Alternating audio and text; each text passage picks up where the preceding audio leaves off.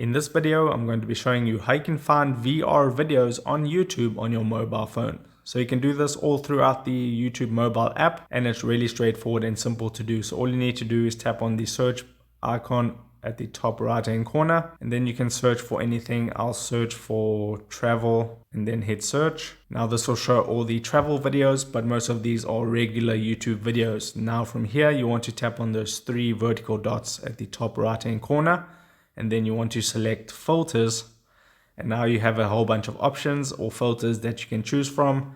You want to select the VR 180, and you'll see some VR videos if you select that. So I'm going to select VR 180, then hit apply at the bottom right hand corner.